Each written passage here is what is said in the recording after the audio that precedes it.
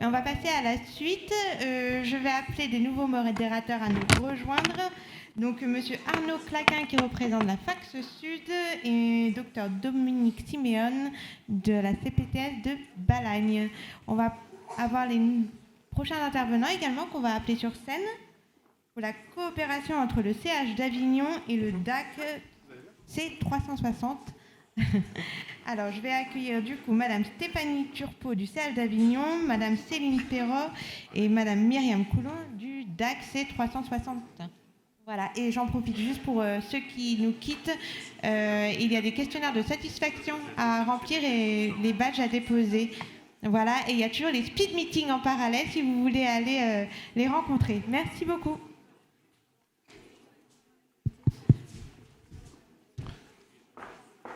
Bonjour à tout le monde, je me présente, Arnaud Claquin, directeur du DAC Var Ouest et président de la Fax Sud.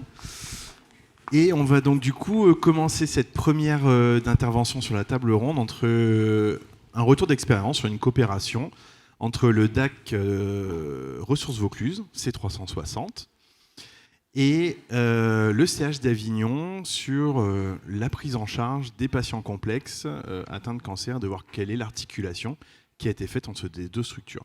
Mesdames, vous avez la parole. Vous avez un petit quart d'heure, 20 minutes, qu'on a un petit peu de retard, donc on va essayer d'être le plus raisonnable possible. Merci. Déjà, merci beaucoup à Oncopaca Corse pour cette invitation. L'objectif de cette présentation, c'est d'aller un petit peu plus dans le concret. Il y a quelques slides qu'on va passer rapidement, qui ont été évoqués ce matin, et de vous présenter un exemple de coopération réussie entre le centre hospitalier, donc moi je suis Madame Turpot, cadre supérieur du pôle onco-soins palliatifs de territoire, au centre hospitalier d'Avignon. Donc effectivement, l'objectif de notre groupe de travail était de passer un petit peu de la théorie au concret, afin de travailler sur les parcours complexes en oncologie et de créer une véritable coordination entre la cellule du DAC et le centre hospitalier, avec pour objectif principal d'éviter les ruptures de parcours de nos patients. Évidemment, fluidifier ces parcours, et pour les fluidifier, il faut déjà bien identifier les différents dispositifs mobilisables. Et c'est vrai que sur l'hôpital, on a parfois une méconnaissance des dispositifs de la ville. Et donc, en travaillant ensemble, on a pu identifier les différents leviers afin de travailler autant sur la préparation à l'hospitalisation que la sortie de nos patients, pour éviter des réhospitalisations et diminuer la durée moyenne de séjour de nos patients. Donc nos objectifs, quand on s'est rencontrés, on a donc décidé d'organiser des staffs au début tous les 15 jours, puis ensuite mensuellement. Et nos objectifs, c'était de mieux coordonner les parcours entre la ville et l'hôpital, surtout les parcours dits complexes, afin d'éviter les ruptures de prise en charge en oncologie pour tous nos patients, quel que soit le type de cancer. Et pour ça, on a décidé de favoriser et de faciliter surtout les échanges directs entre nous. On parlait tout à l'heure de la nécessité de remettre de l'humain dans nos organisations. C'est surtout le temps partagé ensemble qui nous permet d'avoir une collaboration renforcée au bénéfice de nos patients. Le soutien, du coup, apporté aux professionnels, avec une montée en compétences particulièrement des acteurs hospitaliers qui ont pu participer à ces groupes de travail et ensuite à ces staffs. Et donc, ainsi, recentrer, surtout un de nos objectifs était de recentrer nos IDEC qui, aujourd'hui, sont un petit peu débordés dans leur coordination, avec une file active qui ne cesse d'augmenter, les concentrer sur les reprises d'annonces, les consultations de prise en charge initiale des thérapeutiques et qu'elles puissent identifier les acteurs de la ville avec un interlocuteur privilégié qui, pour nous, va être le DAC, pour les retours à domicile. Ce projet s'inscrit évidemment dans différentes stratégies. Je ne vais pas revenir dessus, on l'a évoqué aussi ce matin. Je vais juste rapidement vous présenter le pôle oncologie de territoire. Donc c'est le GHT 84. C'est un pôle qui, dès le début, est très ouvert vers la ville puisqu'il a une particularité. Il propose une gouvernance assez innovante puisque au sein du bureau de pôle, sont membres, les différents membres de ce bureau. Au-delà des équipes hospitalières, nous avons les CPTS qui sont membres du bureau, le DAC, l'HAD, en invité l'ARS, en COPACA, les associations de patients, le représentant des usagers, un patient expert aussi, et les équipes médicales des hôpitaux de proximité avec lesquels on travaille, donc l'hôpital de Cavaillon, l'hôpital d'Apt, de Vaison et d'Orange. Donc on voit déjà une dynamique qui n'est pas hospitalo-centrée, mais tournée vers la ville, même au sein même de sa gouvernance. Très rapidement, une petite présentation des différents points forts de ce pôle, où on voit vraiment donc l'ouverture qui est privilégiée avec un vrai dynamisme. Donc, je vous ai mis quelques éléments forts. Évidemment, la consultation PITAN, qui est parcours d'initiation des thérapies antinéoplasiques, ou un parcours de multiconsultation, où les patients sont reçus par oncologues, les IDEC, de temps en temps le TEC, le pharmacien, et parfois se rajoutent psychologues, assistantes sociales et diététiciennes dès la consultation initiale où est remis le PPS. Et c'est dès cette consultation qu'on peut précocement repérer les éventuels points de rupture qu'on discutera par la suite avec nos partenaires du DAC. Les soins de support mis en place, on a parlé aussi tout à l'heure du projet Prescript Onco, avec un lien fort entre les pharmacies de ville et la pharmacie hospitalière. La labellisation après traitement et une permanence avec une astreinte territoriale oncologique proposée sur tout le territoire, puisque les médecins traitants et IDEL ont accès au numéro direct des oncologues. La messagerie sécurisée est bien évidemment déployée. Azure Réseau est toujours en discussion, puisqu'on n'a pas encore mis en place l'outil de façon très pérenne. Voilà, les RCP sont numériques, elles sont ouvertes aux GHT, aux médecins de ville. Et au niveau des patients, je vous laisse en prendre connaissance. Évidemment, des dispositifs de télésurveillance, d'éducation thérapeutique. Et ça a un peu sauté sur la slide car elle était un peu longue. Notre projet de chimiothérapie à domicile, travaillé avec l'HAD.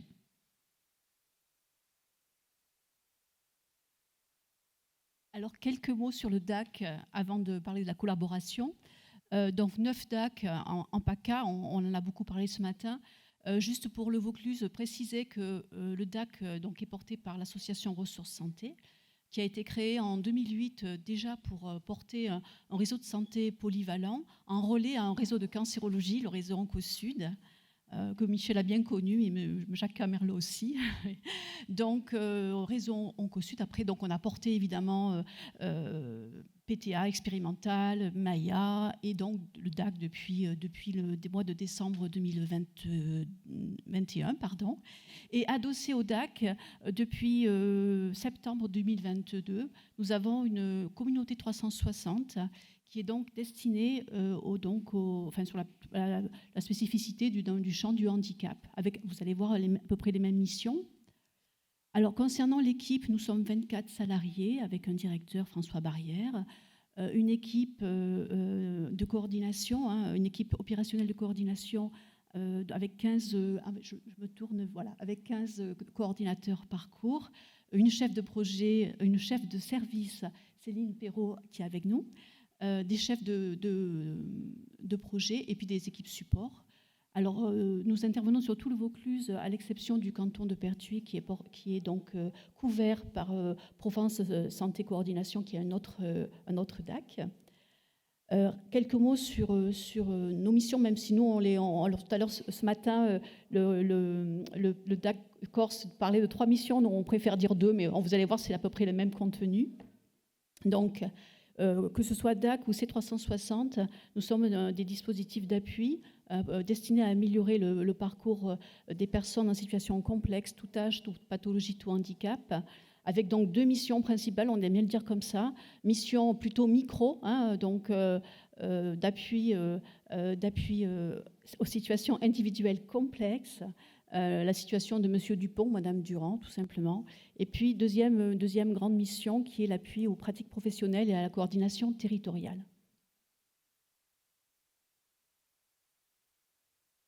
Alors bonjour, donc Céline Perrault, chef de service sur le DAC C360. Donc pour vous parler un peu de la mission 1, donc sur la partie opérationnelle, comment ça se passe chez nous. On appelle le DAC par une porte d'entrée unique, ouverte tous les jours de la semaine, du lundi au vendredi de 8h à 18h. La situation est analysée, la sollicitation est analysée par notre équipe de coordinatrices qui va mettre en place après une réponse qu'on dit graduée. On parle beaucoup de complexité depuis ce matin. La complexité, c'est quoi? C'est impossible à définir. Je crois qu'on s'est tous mis d'accord là-dessus. Mais la complexité, elle est ressentie par le professionnel qui nous sollicite. Donc, elle est à prendre en compte.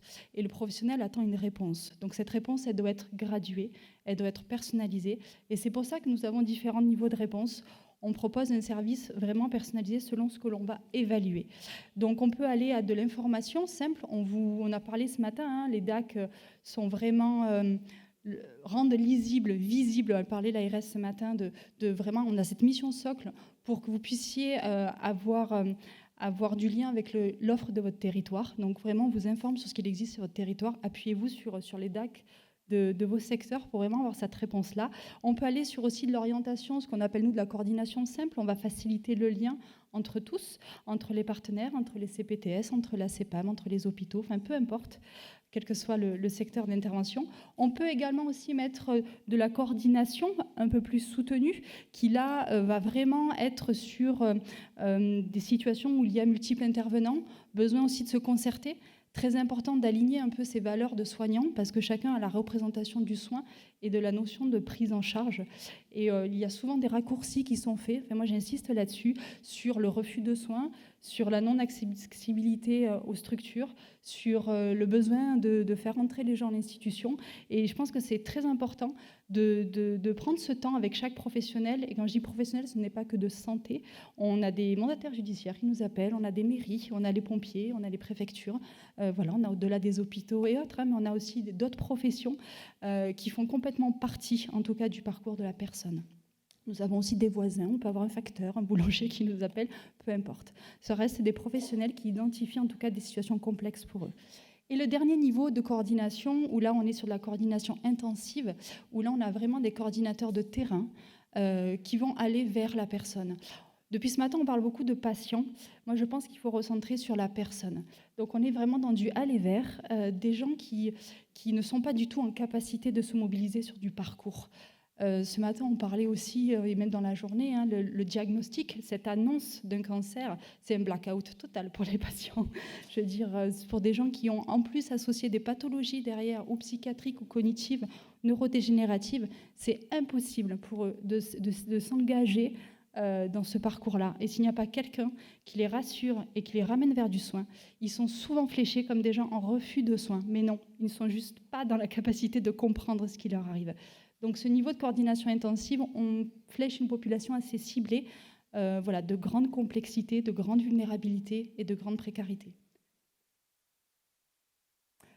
La mission 2, on en a parlé un peu ce matin, c'est vraiment de l'animation et de la coordination de territoire. Donc on va passer parce qu'on en a assez parlé ce matin.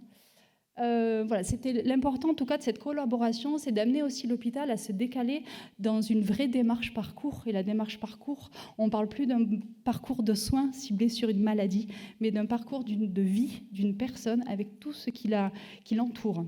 Donc je pense que c'est essentiel autour de cette démarche parcours d'avoir vraiment une médecine qui est centrée sur la personne, d'avoir des décisions en santé partagées avec vraiment des objectifs communs et des valeurs du soin communes et de coopérer en interprofessionnalité. Ça, on en a parlé, il n'y a pas que le monde médical ou paramédical, c'est tout un autre univers aussi de professionnels qui sont concernés par ce parcours.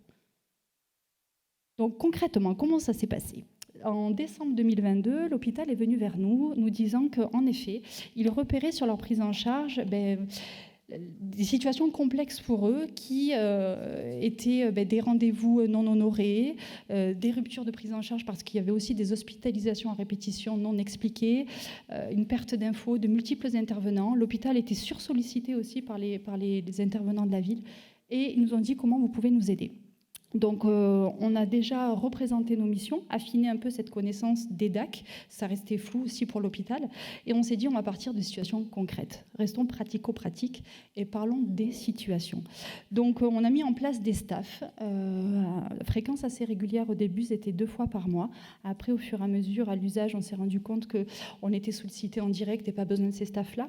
Mais ces staffs réunissaient le pôle onco. Donc, on avait les cadres de santé, les infirmières de coordination, les IPA, l'assistante de service social, du pôle onco-l'hôpital. Et sur le DAC, on a la chance d'avoir des expertises internes avec vraiment des compétences confirmées dans le champ de l'oncologie. Donc, moi j'ai nommé une référente infirmière sur ces staffs-là, j'y allais moi-même également, et nous avons discuté autour de patients en se disant, parlez-nous de vos patients qui vous posent problème, tout simplement, et nous allons voir comment nous articulons. Donc, à ce jour, on a moins d'1 an d'expérimentation, hein. Donc voilà, je vous ai fait quand même des petits chiffres, je sais qu'on aime bien les indicateurs.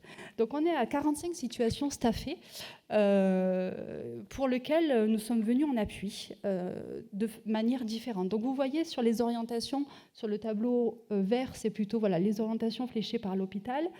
Nous avons aussi 3 situations que nous avons nous-mêmes orientées sur ces staffs-là parce que nous avions été sollicités par des partenaires de la ville pour lesquels ces patients n'étaient pas identifiés complexes pour l'hôpital mais allaient le devenir. Donc voilà, nous avons discuté de ces dossiers. On a à peu près plus de 60% des patients ont plus de 50 ans. Je ne sais pas si c'est important pour vous de le savoir, mais bon, on est sur une population, 14 avaient quand même plus de 65 ans et 5 avaient plus de 80 ans. Le niveau de coordination, c'est pour vous donner à titre indicatif, 4 situations ont été relayées à des partenaires, autres départements, et aussi vers d'autres DAC. Les DAC sont vraiment en organisation dans une dynamique régionale, de s'aligner sur les missions, même si nous n'avons pas tous les mêmes niveaux de maturité. Nous avons tous la même intention, c'est de vous venir en appui à vous, professionnels. Donc, 4, on a été mis à disposition parce qu'on a donné du conseil sur vraiment des explications de dispositifs qui interagissaient dans le parcours et qu'on ne comprenait pas trop. Des orientations, 4, c'était des orientations vers des partenaires pour faciliter le lien. 7, recherche médecins traitants et infirmiers, on sait que c'est un gros combat que nous avons réussi à trouver. Donc, comment on n'a pas de baguette magique, on ne se transforme pas en médecin ou en infirmière, mais par contre, on a du lien, on a du réseau. Et notre place fait que des professionnels peuvent aussi se mobiliser parce que nous sommes là. C'est-à-dire qu'à la lecture d'un dossier, on n'a pas forcément envie d'y aller, mais si on a le DAC avec nous, peut-être qu'on va peut-être faire un pas de côté, on va y aller quand même parce qu'on se sentira moins seul.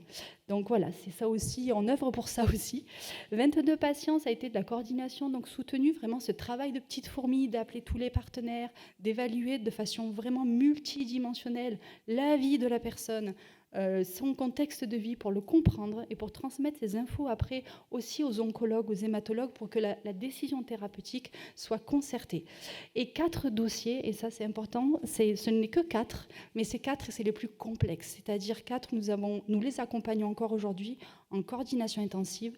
Et pour vous donner un ordre d'idée, c'est presque un ETP pour un patient, dans le sens où on met 2 heures à arriver à convaincre le patient de sortir chez lui, on met 3 mois à arriver à intégrer son domicile pour garder la confiance, maladie neurodégénérative, pathologie psychiatrique, vous imaginez le profil des personnes, on ne peut pas rentrer chez eux, c'est la panique, on veut personne, et pourtant on a une pathologie qui peut se guérir. Donc permettons à ces gens d'aller vers du soin et de se faire guérir.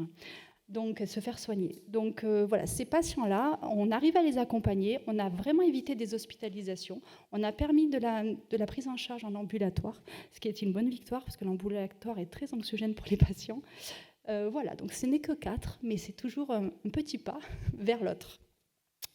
Je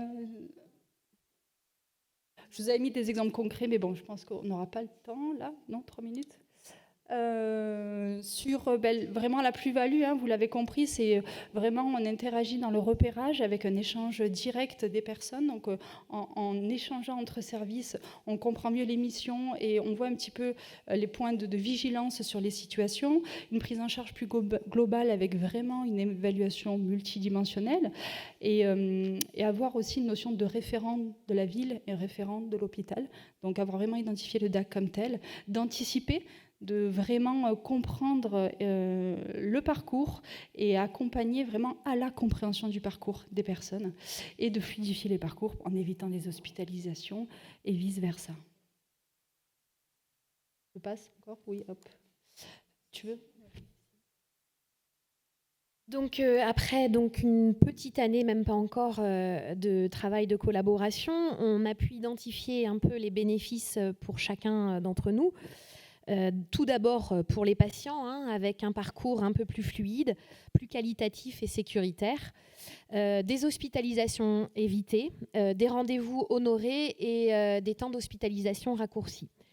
pour les professionnels du centre hospitalier d'Avignon, une vraie montée en compétences au niveau de l'encadrement de proximité, un partage d'expériences et de savoir qui a permis de la collaboration sur ces dossiers complexes, un accès au réseau du DAC qui nous permet maintenant de passer directement aussi avec les partenaires de la ville.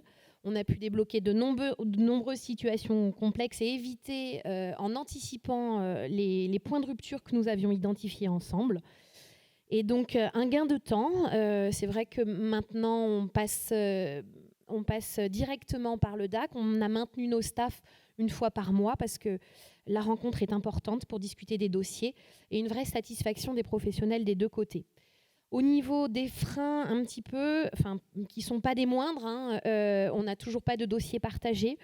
Donc l'accès au dossier est une vraie problématique puisqu'on ne fonctionne pas avec les mêmes outils. Il y a aussi un turnover des équipes, là pour le coup plus sur l'hôpital, avec des changements dans l'encadrement. Donc il faut se réachalander un petit peu au processus. Et on l'a vu sur les cas de coordination intensive, ça prend beaucoup de temps au DAC pour venir en soutien de ces patients. Nos objectifs maintenant, aller un petit peu plus vers la visio pour éviter les déplacements pour chacun d'entre nous. Je vous l'ai dit, on va passer maintenant à des staffs avec des réunions trimestrielles, surtout pour évaluer notre impact sur les parcours des patients. Développer les outils de coordination entre nous et l'utilisation de la messagerie sécurisée. Et on a vraiment un objectif de travailler sur un outil de repérage plus précoce de la complexité, plutôt dès la consultation d'annonce et en hôpital de jour. On veut aussi ouvrir ces temps de rencontre avec le parcours oncogériatrie, ce qu'on n'avait pas encore fait pour l'instant. Voilà. Et puis, dans nos objectifs, on veut aussi organiser un vie ma vie en passant du temps les uns à la place des autres. Un petit peu, je pense que ça peut faire du bien. Et enfin, travailler ce modèle d'articulation en intégrant l'HAD à cette organisation. Pour conclure, donc c'est une coopération plutôt innovante, donc qui est vraiment au bénéfice des professionnels dans leur pratique au quotidien, mais également de l'usager. Donc une collaboration aussi qui permet de répondre aux nouveaux enjeux du système de santé qui évolue en permanence. Et je crois que ça nous a permis à tous de travailler dans le respect de chacun, le respect des missions de chacun, dans le respect des limites aussi de chacun. Et malgré ce contexte, on le sait, dégradé, je vais essayer qu'on finisse sur une touche positive, mais bon, le contexte est tel aujourd'hui. Mais on a vraiment une volonté de travailler et d'y arriver ensemble. On se remonte les manches et on avance ensemble. Merci. Merci beaucoup.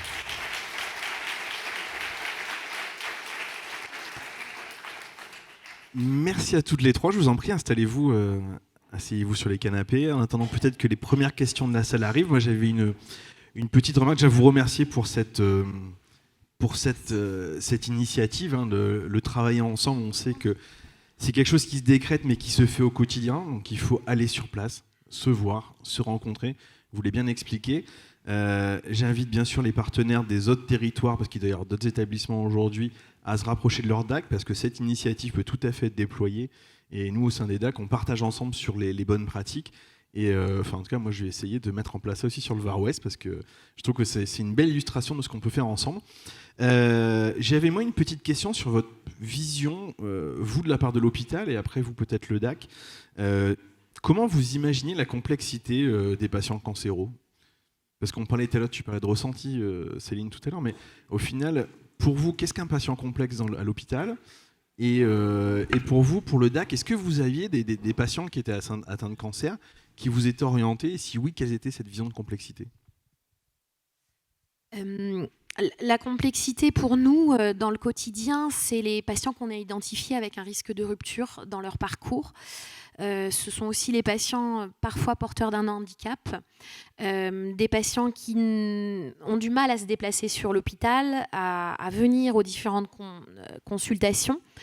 Et c'est aussi des patients qui parfois ont peu d'aidants à leur côté et qu'il faut vraiment soutenir au niveau de la ville pour qu'ils puissent bénéficier du parcours dans leur totalité. Donc on en a beaucoup sur l'hôpital. Souvent, c'est des patients qui nous prennent effectivement beaucoup de temps, sur lesquels on dégage beaucoup de temps. C'est des patients qui restent longtemps hospitalisés. Et l'objectif, c'est de les identifier le plus précocement possible pour les accompagner et que le parcours soit plus court, enfin plus fluide en tout cas. Et vous, du côté du DAC, du coup ? Ça se rejoint, hein. On est quand même sur les mêmes indicateurs. Après, on se rend compte que la pathologie onco arrive après. Nous, les problématiques de complexité sont identifiées au-delà de ce parcours onco, et le parcours onco rajoute de la complexité sur ce qui est déjà très difficile à coordonner. Il y a eu quand même peu de situations où on a été orienté par la ville vers vous, c'est plutôt vous vers nous, mais parfois on voit qu'un bout de l'iceberg. Et donc, quand on creuse, on répond à beaucoup d'autres questions sur ces ruptures de parcours, parce qu'il y a d'autres enjeux derrière et d'autres partenaires. Donc, on se rejoint sur le constat, je pense que oui. Et du coup, j'ai été assez surpris, positivement surpris. Quand j'ai vu les orientants, je me suis rendu compte qu'il n'y avait qu'une seule orientation d'un travailleur social. Très souvent, quand on travaille avec l'hôpital, pour y avoir travaillé aussi quelques années, on a des orientations du secteur hospitalier, surtout parce qu'on nous dit que c'est des problématiques sociales ou médico-sociales. Et du coup, c'est ce qui est un petit peu l'élément déclencheur vers une orientation. Et au final, dans ces situations, c'est plutôt les soignants, les cadres de santé qui vous ont fait les orientations au niveau du DAC. Comment vous l'expliquez, ça ? Alors, ça ne veut pas dire que les assistantes sociales n'étaient pas sur les dossiers. Mais effectivement, souvent dans le repérage précoce, les cadres de santé étaient souvent à l'initiative des propositions. C'était surtout quand même les IDEC qui ont orienté le plus de patients, les IPA aussi. C'est tous les patients qui sont en ambulatoire que les assistantes sociales ne voient pas forcément. Donc quand les patients étaient hospitalisés, bien évidemment nos assistantes sociales étaient sur les dossiers, mais ne faisaient pas forcément toujours appel au DAC, essayant elles-mêmes de débrouiller les dossiers sans passer par le DAC. Et là effectivement on a fait intervenir le DAC en soutien sur ces situations compliquées. Je peux rajouter quelque chose. C'est vrai que nous, on a les assistantes sociales, le service social de l'hôpital nous sollicite beaucoup. Mais plutôt, alors ça c'est plutôt par le biais des COC, des commissions de concertation et d'orientation clinique, et c'est souvent pour des situations de patients âgés dans ce cas-là, mais il peut y avoir aussi avec des pathologies cancéreuses. Mais on travaille aussi beaucoup avec le service social de l'hôpital. Si vous avez des questions dans la salle, n'hésitez pas à lever la main, on vous passera un petit micro. En attendant, moi j'avais du coup une deuxième question sur la gouvernance, parce qu'on rend compte que ce travail, il est né aussi d'une culture du territoire de travailler ensemble, et notamment la gouvernance dont vous parliez tout à l'heure avec du GHT Onco, qui est quand même très ouvert, ce n'est pas forcément le cas partout. Comment est-ce que vous avez pu mettre ça en place ? Est-ce que c'est du fait du réseau avant ou, comment est-ce que vous pouvez nous donner des petits tuyaux pour pouvoir le mettre en place sur les autres territoires ? Je pense que c'est né de la volonté, surtout de deux personnes très investies, l'ancienne cadre supérieure du pôle, Madame Larma, et le chef actuel de pôle, le docteur Slama, qui ont une vraie vision de décentralisation et qui ont impulsé ça il y a quelques années. Avec une volonté, je pense que très rapidement ils ont compris qu'il fallait s'ouvrir sur la ville, pas attendre que la ville vienne à nous, mais aller vers la ville et motiver les acteurs à nos côtés pour vraiment donner du sens. Et ça part, je pense, en tout cas sur ce projet-là, c'est parti d'individus qui en avaient la conviction absolue et dont maintenant on prend la suite, bien sûr, en essayant constamment de réfléchir à toutes nos actions avec un vrai partenariat avec la ville. Et une fois qu'on est rentré là-dedans, on continue toujours dans ce sens, en faisant de la place à la ville dans nos organisations pour sortir de l'hôpital. Si je peux encore rajouter une chose, c'est vrai que j'ai oublié de le dire tout à l'heure. En fait, au niveau de la gouvernance du DAC, bien sûr le GHT du Vaucluse, d'ailleurs ainsi que toutes les CPTS du Vaucluse siègent à notre instance de gouvernance ITS du DAC. Ça c'est important.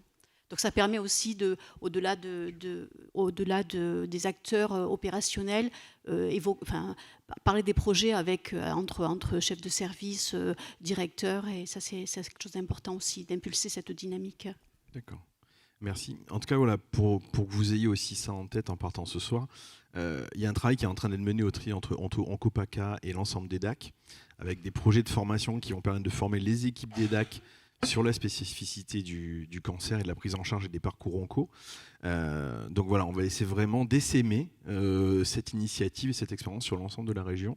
Et merci en tout cas d'être venu nous présenter ça aujourd'hui. C'est une belle note de dynamisme, de positif et d'ouverture vers les autres. Donc merci à vous. Merci, vous pouvez les applaudir encore une fois.